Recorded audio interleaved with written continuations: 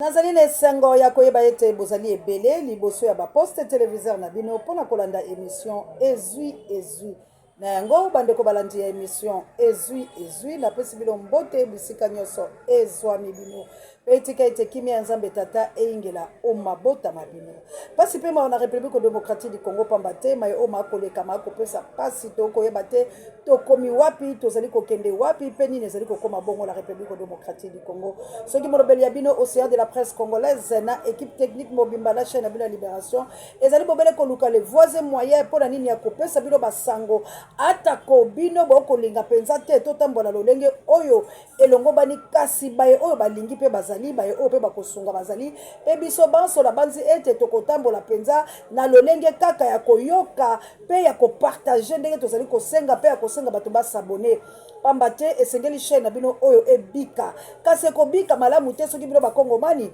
bolingi kosunga te chaîne oyo eza na problème sérieux bazali kobundisa yango ezali koleka na eta moko nzambe kaka lokola mpe nzambe azali ngai océan nazali mpe moko ya motindami ya nkolo nde tala ntina na kokima te na kotya makanisi mipene mpe ete papa Denis nayebi ete nkolo akosimba biso bandeko toyoka nanu audio ya député na biso ya Goma bandeko na ngai toyoka nini mwana mboka azoloba ezali kopesa pasi ekipe pour la tele États-Unis d'Amérique ezali kopesa pasi maa na ngala kunyado na ngai bobene États-Unis ezali kopesa pasi yanga mokonzi na Angleterre na mboka ya Big Daniel Ngenda bandeko na ngai nzambe asalaki tokutala pamba te ezali na ntina ya lisungi kilame tende talo toki etumbakala ekoto bokila lokonefa mpe kato ezali na ntina ete ngai na bino totelema tobundela nation congolaise oyo ezali ekolo na biso la pasi na motema la chabienne mama sociale na aken kaka mama missionnaire na plus 32 na mboka ntaba be foko yo moto pe bakoka lumumba nazali kobunda tozali kobunda kasi bolanda nano maye oyo mazali koleka nzamba lola oyo ezali likambo nini kolola ngai tolanda ebongo tozonga. Je pense que il est important qu'on s'adresse directement au gouvernement congolais dans la mesure où on constate que la situation à Uvira n'évolue pas. Pourquoi? Parce qu'il n'y a personne qui se sente capable de prendre une décision. Vous voyez? Nous devons être sérieux. Et ici, je m'adresse directement au gouvernement congolais, c'est-à-dire à la première ministre, qui est Judith Suminwa, et à toute son équipe. Un gouvernement, c'est quoi finalement? Un gouvernement, c'est une institution qui est là pour prendre des décisions. Le gouvernement n'est pas là pour observer les chaos qui se passent devant tout le monde et on observe comme si c'est un gouvernement de touristes, un gouvernement d'observateurs, un gouvernement de gens qui ne... Ou bien vous ne savez pas ce qu'on appelle exécutif, pouvoir exécutif, c'est quoi? Signifie exécuter. Quand il y a des désordres, quand la population dénonce ce qui ne marche pas, pourquoi est-ce que vous devez rester en silence? Vous vous taisez, il n'y a aucune réunion, il n'y a aucun communiqué, aucune communication, rien. Vous restez calmé comme si rien n'était. Finalement, c'est quoi? Vous sacrifiez la population de l'Est, pourquoi? Finalement, vous êtes comme un gouvernement de foutreaux, un gouvernement des gens qui ne réfléchissent pas, un gouvernement des gens ramassés, je ne sais pas, par-ci, par-là, et jouer le rôle d'un soi-disant gouvernement alors que vous ne faites pratiquement rien. Comment on peut comprendre que on vous donne toutes les informations nécessaires à la prise de décisions autour de la situation sécuritaire à l'Est, mais vous ne faites rien. Et ça, c'est depuis longtemps. Depuis longtemps, nous avions toujours dit, les militaires, l'armée mono-ethnique, il y avait même des députés qui parlaient de cela depuis longtemps. Finalement, vous êtes quelle sorte de gouvernement de foutrons? Depuis longtemps, on vous a toujours dit, si vous laissez cette armée mono-ethnique qui avait été placée de Maniema à Kisangani, si vous la laissez à cette zone Est, c'est que vous cédez la zone Est au Rwanda, et là, on sait que vous avez vendu le pays. Et vous êtes restés sans réaction, vous êtes restés comme des idiots, des gens qui ne réfléchissent pas, et vous voulez qu'on vous respecte, vous voulez qu'on continue à vous adorer, comme si vous... C'est quoi finalement? prendre une petite décision, de dire que nous voilà, des militaires qui sont telle part ne doivent pas être là, ne doivent pas rester là-bas. Pourquoi est-ce qu'on a positionné toutes ces unités militaires qui ne sont commandées que par des militaires rwandais, on les place de Maniema à Kisangani sur toute cette bande est? Pourquoi? Est-ce que ce sont les autres pays qui doivent prendre des décisions sur notre pays, nous? Et pourquoi vous êtes là? Si vous n'avez pas de rôle à jouer, vous quittez, nous dirigeons le pays. Quittez, nous allons diriger ce pays. Si vous n'êtes pas capable de prendre des décisions, vous abandonnez le pouvoir. Nous, on dirige le pays. Finalement, c'est quoi? Quand on avait investi le premier gouvernement des Souminois, qu'est-ce qui s'était passé? On lui avait donné toutes les remarques, les honorables députés avaient donné toutes les remarques nécessaires pendant l'investiture, pendant la présentation de ce programme. Et on lui avait dit, pourquoi est-ce que toi tu mets la priorité sur ce que tu avais appelé, je ne sais pas, économie et autres, mais tu sembles ne pas donner de l'importance à la situation sécuritaire. Et il n'avait rien répondu. Et on a constaté que finalement, rien n'a marché. Sur le plan sécuritaire, c'était le chaos jusqu'à ce qu'elle a été reconduite. Oui. Elle est reconduite sur base de quoi?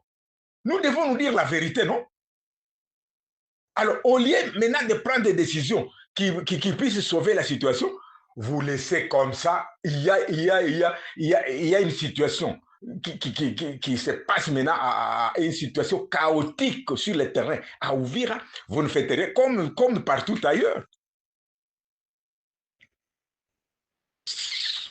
Finalement, vous êtes comment? On peut vous parler, il faut utiliser quel instrument pour que finalement vous puissiez comprendre. On vous dit telle personne a fait tomber la ville d'Uvira. C'est la même équipe qui avait fait tomber Goma. Bon, il a fait tomber Bukavu. C'est la même équipe qui avait fait tomber Goma entre les mains des Rwandais. La même équipe, vous la prenez, vous voulez l'amener à Uvira sans honte. Vous signez même je ne sais pas de quoi. Vous les placez là-bas. Et sans honte, vous ne voulez même pas comprendre ce que prendre en considération les revendications de la population. Vous voulez qu'on vous parle comment? Les réseaux sociaux sont quand même suffisants pour vous donner toutes les informations nécessaires. Est-ce que vous n'avez pas des renseignements militaires clairs autour de la situation qui se passe à l'Est? Comment est-ce qu'un gouvernement peut se permettre d'abandonner toute une région, toute une province, plus de 2 provinces, on les abandonne entre les mains d'une armée étrangère qui marche sur nos villes, qui tue nos populations, et le gouvernement est là comme un gouvernement je ne sais pas, des gens qui sont dans l'inertie totale, qui ne font rien. Bon, vous êtes incapable de déraciner, de prendre le général qui est contesté dans la zone d'Uvira. Pourquoi? Finalement, le pays est dirigé par qui finalement? Donc il n'y a personne qui soit capable de prendre une décision vraiment.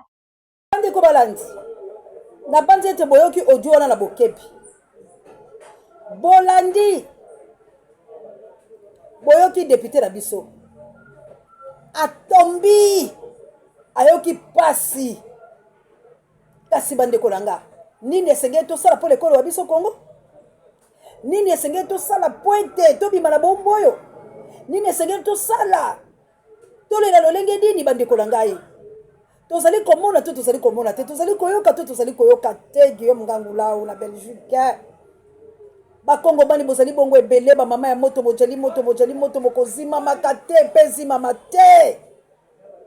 Assalamu alaikum na mama jawa pe ba misima nango boali bongo na South Africa la mboka ya Gilo Mpinga. Toloba te. Grimaso kokangae kobomae ezali nde ya koyinda la mboka oyo. Nini tolobi te, nini tosali te te.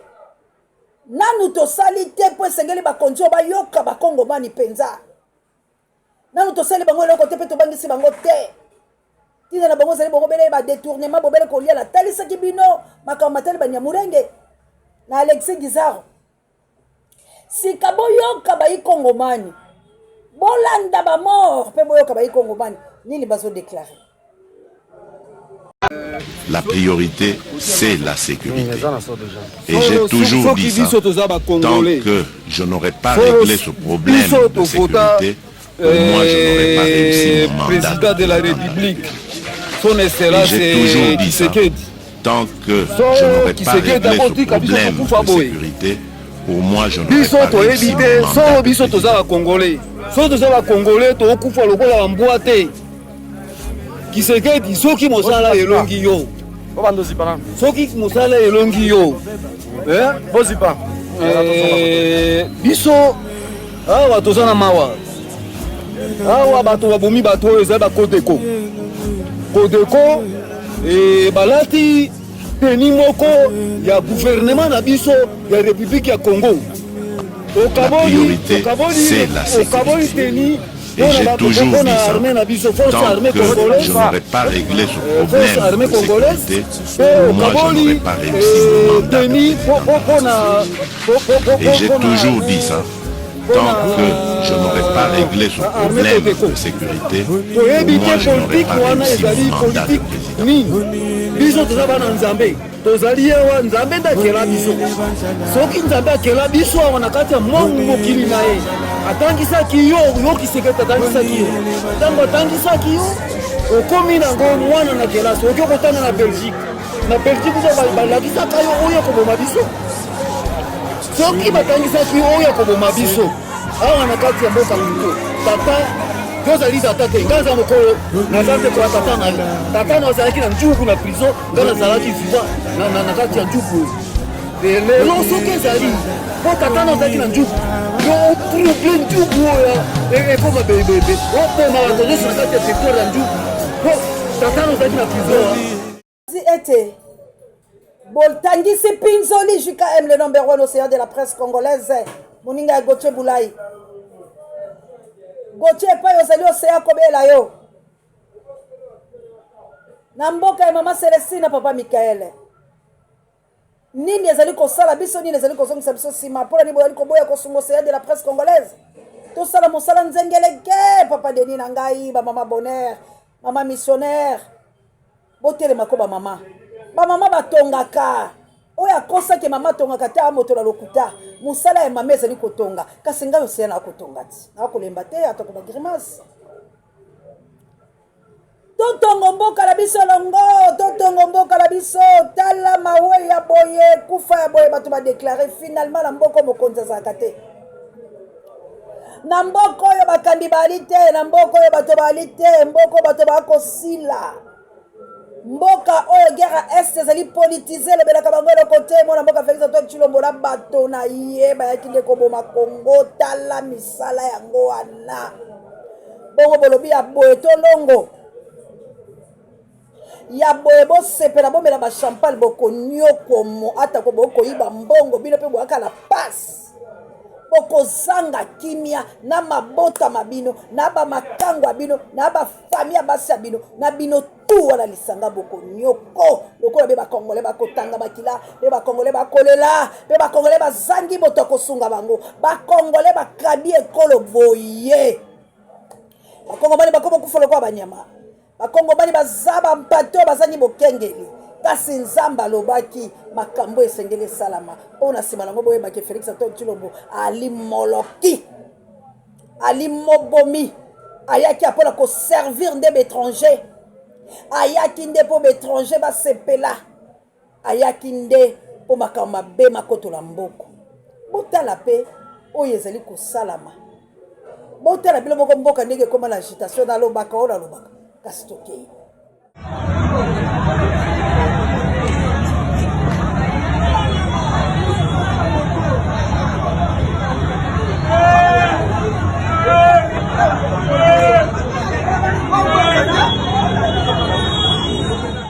bomoni pilipili bato bakokiba bana bakota klase bakoyeba te bomoni mpaka alakangi mwana wana alongoli mboka ekoma ya agitation sur agitation mboka ekoma ya kokima sur kokima mboka ekoma eloko basalela yango bayebi te mboka ekoma betaka na capitale lokola na province na capitale lokola na province eloko ekoleka to koyeba te bakonzi ya bolema l'état assassin l'état moyini ye mosana ekopie nation congolaise mosana ekopie mboka mosana ekopie mboka bokomona makambo makoleka na Congo ebongo ya boye to bunda te ebongo ya boye to revendiquer ba droit te ebongo ya boye ba mama ba papa bilenge basi bilenge mibali bampaka botiki Congo pona nini botiki mboka la bino epai ya nani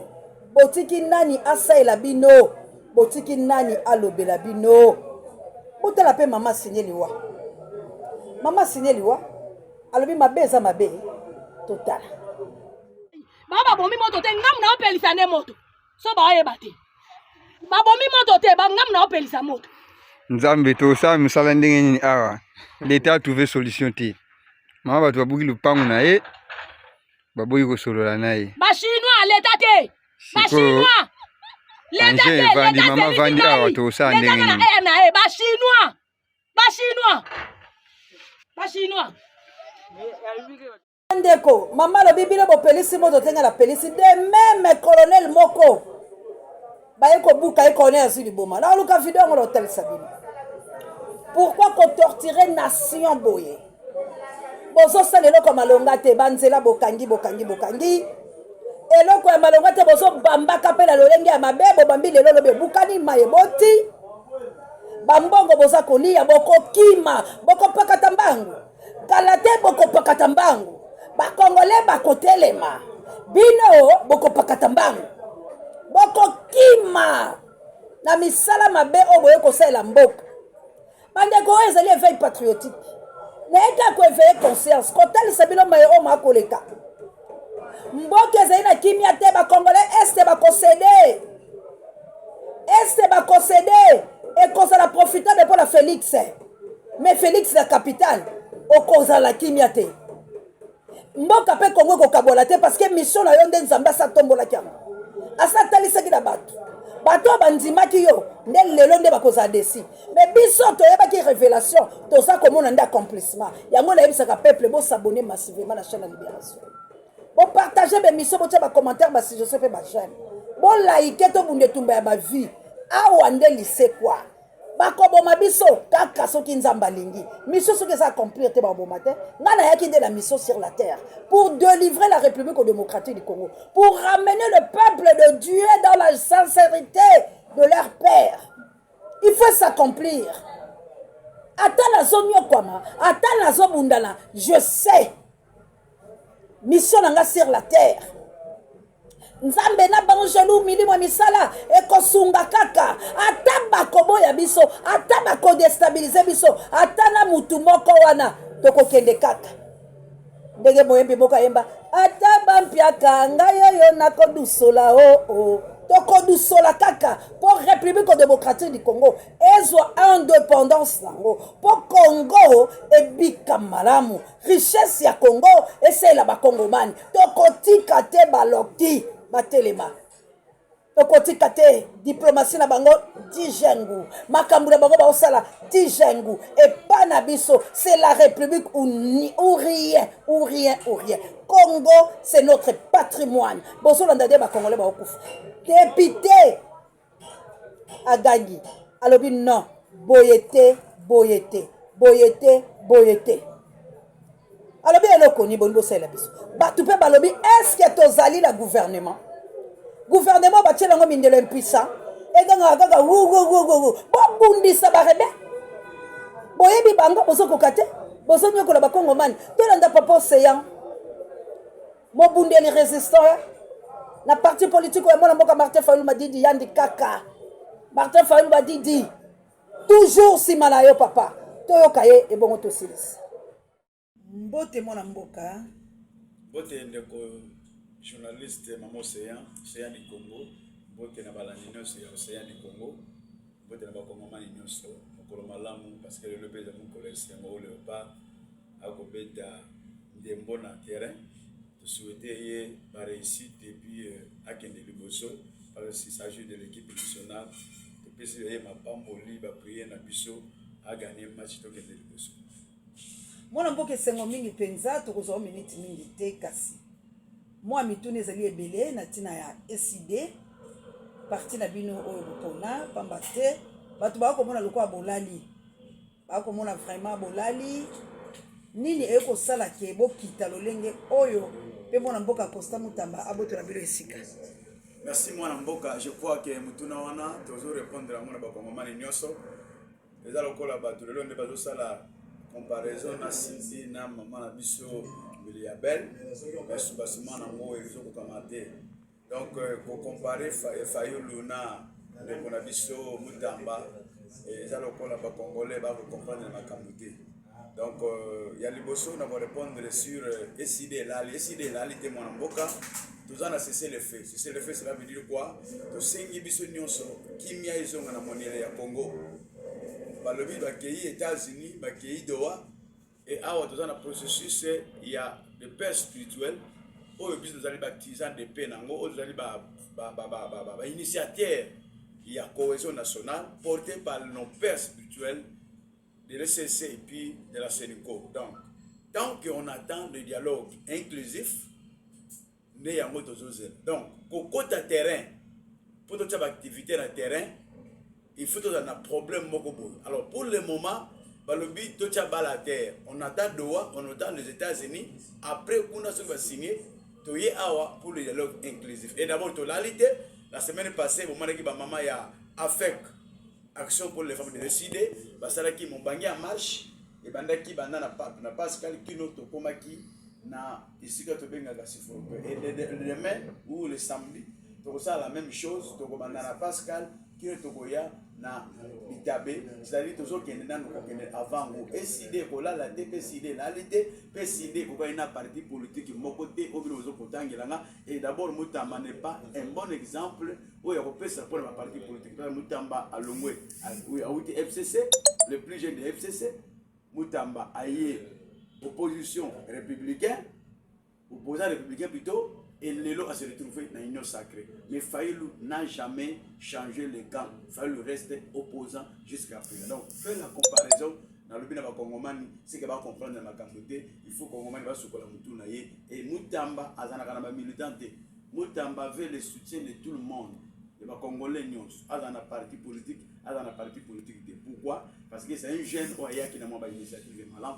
Mais pour le moment, le col que yé, malgré que c'est juste un jeune, vous comprenez que Mutamba a faussé qui et a salaki mabe et on a compris que Mutamba va condamner ce qu'on a dit. Mais comparer Mutamba avec Fayulu, comme cause alors biso Mutamba za Mutamba. Donc vous comprenez, mieux vaut va comparer Mutamba na Félix Chilombo. Donc Mutamba a l'équipe IDPS dans la minute de la popularité. Mais biso vous allez biso za au-dessus il y a Mutamba. Je crois que le message dans la parti politique précisément dans CG de vos kitoko tous allons makasi na média tous allons makasi na média te faut tout penser bon na bino journaliste nous sommes dans la activité ngai na sala activité chaque jour du lundi au samedi alors l'activité na ngai senga ke ba na couvrir yango puis ba na ko panza on parle du pays on parle de l'ECD on parle de Martin Fayulu même Mutaboza bilili ezate CG uti ba Congo. Je crois que les journalistes, mais ceux qui ont des journalistes, ils ont des population. Est-ce que la population de vos secteurs, la population de la fin des anatomes de Sakawana, n'a pas s'affronter. Mais pour avoir 100 personnes, pour avoir 200 personnes, il va dépenser beaucoup d'argent. Mais chez nous, on fait gratuitement, gratuitement, et d'abord, la place de résistance, la place de c'est au contraire, ce sont les militants de l'ECD à contribuer à pour l'ECD. Mais non, l'ECD a fait son bongo dans les militants. Donc, comparaison et la raison de donc, Congomani balongola et qu'il faut qu'on a un tout, vous allez qu'il faille un moment oyo azali. Ni de quoi koloba pour la maïma salam makina Ituri, pena maï oma ko salama na est de la République démocratique du Congo. Malobano ko kozala ni na teke Congomani pe moy politique. Les Congo, ils ont mérité do Congo. Ouvira plutôt, hein. Ils ont senga que IDPS na leader na Pango Félix va senga pardon na peuple Congo. Aujourd'hui, tu vas perdre Congolais, je crois, Missap, na Uvira. Plus 9 blessés, na Uvira. Bazuma Sas, Bakoufi, Likolo ya Rwandais. Tu sais, maman, océan. Je te perdant de Kala la Davin. Mais tu perdant à Yeponani. Pour réclamer plutôt ambassadeur rwandais. Alors, on a beaucoup de mais l'UDPS n'a limité, ils ont tué notre frère. Donc, l'UDPS n'a Félix, ce sont les frères. Yemoura Lobaka, Banyamuleng, ce sont nos frères. Et Félix, dans les États-Unis, les Nyamuleng ne sont pas nos frères. Bref, c'est ça. Donc, Félix a son nommé Batou. Bon, Bolimbisanga, Bandego Wakongoman. Batou va lobby que Félix a yéba quitté, Moto Anoumaki. Donc, Félix a yéba raté. Félix est le salaire naïe. Au étiquette na Congo, ayeba ngote. Mais jour à paiement, il y a salaire naïe. Yango yayeba. Tout ce qui se passe au Congo, aujourd'hui on vient d'arrêter moi na Mbosso. Le lieu pas nanga, na quartier nanga. Maman ba komo yibana ba pousse. Ba côté bino na banda ba buki, ba tie biloko na pousse. Maman pousse etambola na butute. 1 heure 2 heures pousse etambola. La police est à et nous donnons raison au fils Mbosso. Où il y a le but que nos autorités, parce que l'alliance n'a pas criminel. C'est vrai. Comment tu as pousse? Donc, Uvira, Bana ya Uvira, Bana Nord Kivu, Bana Sidi Kivu. La complicité du gouvernement congolais est en place, pays aller na kati, ya makila na biso ba Congolais. Ngani benga Congolais ya Uvira. Benga Congolais ya Bandu. Benga Congolais ya Nord Kivu ya Sidi Kivu. Parce que c'est mon pays. Lorsque dans un corps, un membre du corps est malade, c'est-à-dire le corps, un membre, un parti, il y a un autre qui est malade. Nous savons ce qui est Zoki, et Bête Samutu, et Vimbi Saloboko, et Vimbi Samakolo, et Bête Samutu Mandi. Comment on a dimension et un beau candidat de qui était, Batumoko Balobi a des provinces sur 26 et vous savez le côté. C'est ça l'UDPS. L'UDPS, les 2 provinces, et ça n'a pas Congo. Ils peuvent céder. Congo est un mobimba. Mais pas pour sanaté. Congo Mkoloko Kabwan. Bango Barokene dans le Pango, Bango Bateki. Oba Lelimbon. Batigera Congo. S'il vous plaît. Donc, Uvira Batwakoufi. Uvira Batwazoki. Pour rien. Kaka pour réclamer que rebelle to Rwandais. C'est un problème. Non. Ngapela Sengi. Général Wana.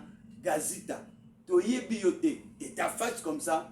Tu es Rwandais. Toyebi yote. Zonga na mboka na yo. Biso ba nomele biso Congolais. Wa regarder ville ya Uvira ko ya te.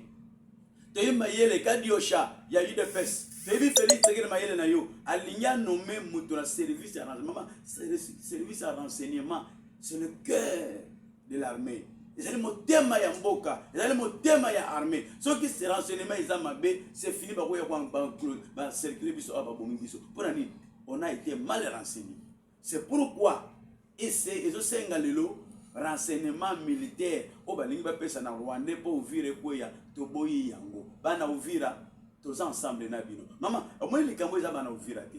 Ceux qui ba Congomans ni nyos qui ma yele. Ceux qui ba Congomans qui na bolingo mboka, mais le ba Congo c'est tomboki. Mais le Bandundu c'est tomboki. Mais le Kinshasa c'est tomboki. Mais la Bangala kuna na ba Congo partout, mais le tomboki. Il s'agit d'une partie du Congo où ils ont touché. Il s'agit d'une armée congolaise où ils infiltré au Yemouga lobby, il faut pas qu'il y ait infiltré, mais Azozong ça infiltré. Donc, Azosala Makambo, Moko, n'a contradictoire. Voilà, c'est quoi, bon, ça papa Ngwanda a raison. Ngwanda est mort. Ngwanda est mort, raison ou pas, Ngwanda est mort, et après Ngwanda c'est nous. Mais quand même, aloba qui pour la mon amboka Félix Antoine Tshilombo. Mais biso to loba yango bandakala. On a dit ça depuis longtemps. Bref, Zamba Sunga, mais to lobby Ngwanda za na raison te Félix Tshisekedi va quitter ce pays. Atikele biso mboka na biso point bas parce que kolinga ba théâtre oyo te. Matondo mona mboka la banze te tokozana na émission mikolo mezali koya. Kasi moi liloba moko pona samedi. Koyebisa peuple batelema baya koyoka nini ya moto ya bobombeli bango. Bon, samedi, Tobengi, la jeunesse de l'ECD, Tchang précisément, on a une manifestation, une matinée, pas une matinée, mais une marche. De Robandana Pascal, place de résistance, Nanga, qui est tourné. Vous allez dans 2 objectifs. tokotambola mpona koreklame oyo tobengi dialogue inclusif, tokotambola mpona kosenga mpe to kimia ezonga na monele ya mboka biloko tokotamba nango yango na mboka na biso na lisepe nazala nzala nazala nanga na mbongo te mais nazala na Congo nanga mobimba pi Congo etikala moko mpe indivisible po eza Congo oyo bakoko na biso balekaki biso etikala kaka moko moto akokabola yango aza te boyiba na bino nyonso que le Congo reste un et indivisible. Matondo. Merci. Banzi bolandi la bokebi. Na a pende la silisi. Maloba ya papa ngande ezali hymne na biso la chaîne na biso Libération. To telema. To bunda. Okofinga biso ko ina biso ko kala biso kasi mokele za contreté. Parce que c'est la conquête de la République démocratique du Congo. Merci Nabino Bans. Moi la mère de Brune en Autriche. Moi la mère de Brune au CA de la presse congolaise. Au CA de la téléphone té, au CA de Bunde Tumba. Pas il faut to panza. Il faut to le bayango polele polele. Il faut to le bayango likolo batubala bala salibeka kasi moi la mère de Brune. Na Autriche et au CA de la presse congolaise. Yo za la kande ya kati ya dedans. Ba maman la jolie la Suisse. Ba maman maman de la Suisse. Bozala branché, bon laïque, bon sala musala et partage jusqu'à un mois. Bon tchaboulaï, bon partager mes missions bon la terre équipe pour la terre. Donc on benga bino la tina kobundela des nations. Il faut peuple à téléma. Il faut peuple à se déchaîner. Il faut peuple à téléma parce que rien ne va. Mbokeza ya kokufa, peuple azali kokufa, ba rebelle bazali koboma, ezali mission o bango bayokalaki. Mais pour la biso ba auto lingaka nation, pour la biso ba congolais, to rotikate ande komoka benga mamoseya. Na komela ko pour la chekindala, na tchala ndeko ngo po boyoka s'il vous plaît. Na komina kana suka. Bandeko, qu'a fait Jacquine Dala de si grave pour mériter ça? Qu'a-t-il fait de si grave pour mériter de rester en prison malgré l'état de sa santé, être maintenu en prison comme ça seulement? Vraiment, franchement, bozamité mamabé, hein? Bozamité mamabé. Parce que ça, c'est pas vraiment normal. Moutoza na état de santé, oyo penza, nenge tozo mona boy, boye, penza moutoza boy. Et puis, les autres salabino logoté, asali criminel. Pourquoi les uns sont dehors, bazo salata ba crime à makasi, bazo détourner ba mbongo? Bazo boma venir à ba Congolais, bosa la bango logoté, baza ba père de famille, bozo battre la bango. Mais pendant que quelqu'un oyo aza boye, penza na état oyo, et puis asaline logo moko a gravité, les aka ba échange kaka, et ba parole, makambo ba réseaux sociaux, tout ça, et puis vous le mettez en prison comme ça. Vous avez la koufinde boya ko pesa ba message pour expliquer aux gens. Mais comment beaucoup de criminels, le gouvernement, comme il y a indirectement, pourquoi? Bobi Missa qui ne sait faire soigner. Est-ce que ça fuite à craindre? Il a toujours été là au pays. Ça fait combien de fois aussi au Kangaya, qui m'emboque, qui mate? Oh, quand même. En tout cas, pardon. Bolo Bela Makambo, Jacquine Dala, Babi Missa qui ne sait faire soigner. Ce n'est pas sérieux, Makambo Bazosala. Vraiment, franchement. Na tcheka ka bope la silisi la patrouille na bord nous vaincrons papa Alfred de maman Clarisse na mboka li pasa la une heure c'est ante live na mboka ba maman ya moto bojali ba maman e botelema to bunde la nation on s'est fatigué te bile boko se fatigué ko ba bile bakasi li kambo ya mboko ba loki bazali bile bo ebe tumba ne to bunda kala bandokiti bo sambe la kati tangu famille cette chomi sipo ko na bana o ebi combien de mabonde li okosala un jour égal à 1000 ans e bongo boni pour la Congo la yo on le bo se fatigué non. Si on se fatigue, ça veut dire que on parce que Congo de bisika li pambo le biso ezali. Maman lobito telema. To bunde la mboka. Notre malédiction boyebiye. To bunda. Congo ou rien. La patrie ou rien. Nation oyo. Eko beta sango nango pe bakoyoka lokito bokulaka. Ikala bakoyoka po biso tokolala te bako exterminer biso nyonso te tozali tokoya la système tobunde la nation océan lobby bo partager des missions partout bozali. Valérie Pété, la patrouille la mort nous vaincrons, la peur doit quitter nos esprits. Ingeta Ingeta. Bah pour remettre Angolano. On dit à Botar de bonheur d'ailleurs, mais c'est comme la Mamour d'Angola, la Mokitele, Florence, Samaton de Mido. Congo la Motema. Congo, c'est le fêté. Congo.